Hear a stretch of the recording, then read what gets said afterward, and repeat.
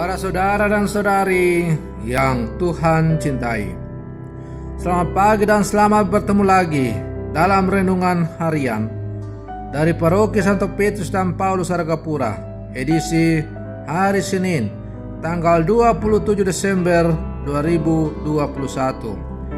Hari ini gereja merayakan pesta Santo Yohanes, Rasul dan penulis Injil.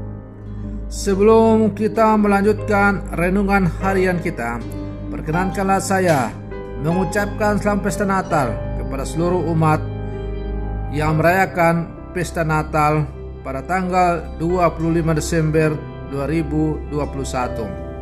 Dan kita masih berada dalam masa oktav Natal. Semoga semangat Natal selalu menjadi umat untuk selalu mewujudkan persoalan sejati dalam kehidupan dengan sesama yang digerakkan oleh cinta kasih dari Allah.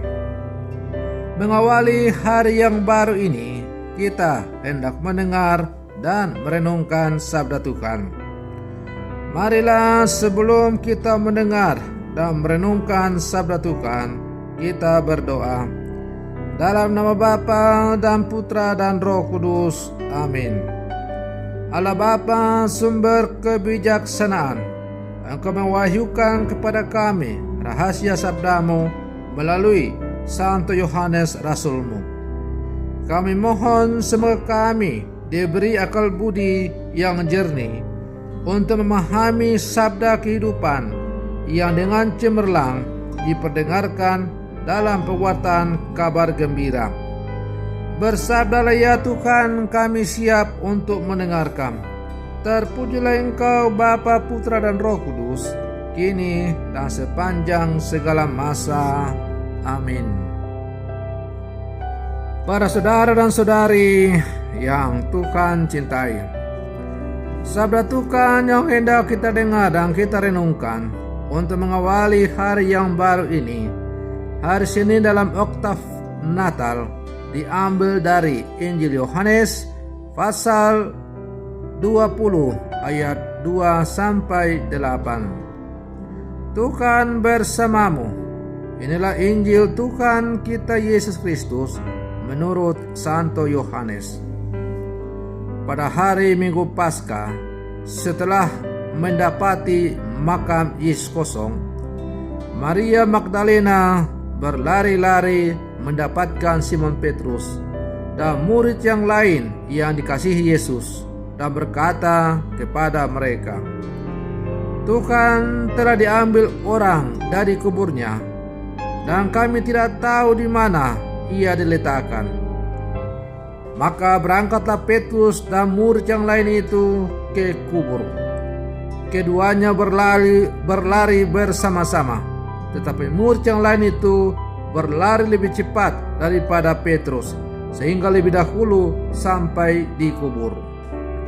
Ia menjenguk ke dalam dan melihat kain kapan terletak di tanah, akan tetapi ia tidak masuk ke dalam. Maka datanglah Simon Petrus juga menyusul dia dan masuk ke dalam kubur itu.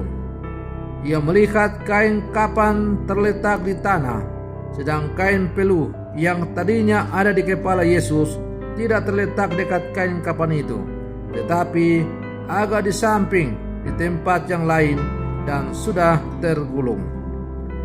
Maka masuklah juga murid yang lain yang lebih dahulu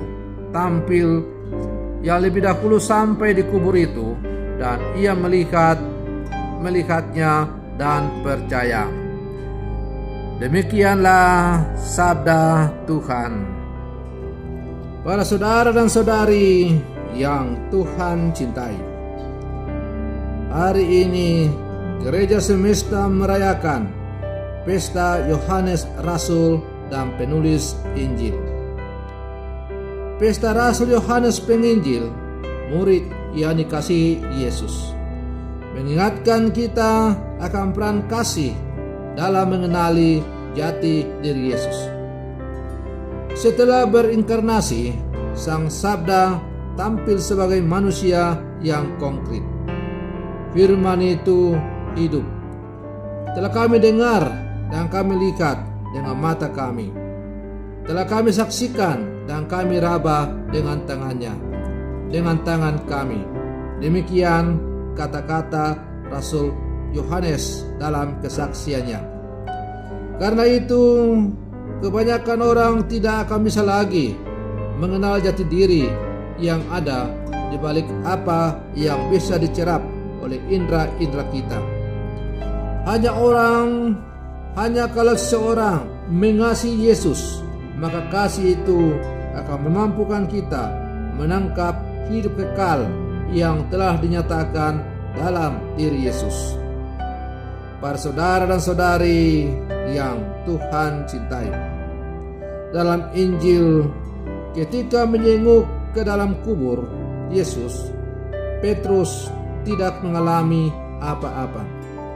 Tetapi ketika murid yang dikasihi itu melihat, dia percaya. Artinya, murid yang dikasihi itu percaya akan ajaran Yesus bahwa dia telah bangkit. Dan pada akhirnya bahwa dia adalah sang firman hidup, bukan cuma keahlian dalam kitab suci atau ajaran-ajaran gereja, bukan sekedar ketekunan dalam beribadat, bukan pula hanya dekorasi atau gambar suci yang dibutuhkan untuk mengenali sang firman yang berinkarnasi itu, tetapi terutama kasih yang konkret kepada Yesus. Murid yang dikasihi Tuhan itu, yaitu Rasul Yohanes, telah memberikan contoh kepada kita bagaimana bisa menangkap peristiwa kebangkitan Kristus dengan kacamata iman yang sungguh mendalam. Para saudara dan saudari yang Tuhan cintai, Yohanes adalah Rasul Yesus. Bersama Petrus, ia diyakini sebagai saksi kebangkitan. Kesaksian Yohanes berkualitas tinggi karena ia selalu dekat dengan Tuhan. Ia juga berupaya untuk memaknai setiap karya Tuhan. Sebagai murid Yesus, kita pun dipanggil untuk bersaksi.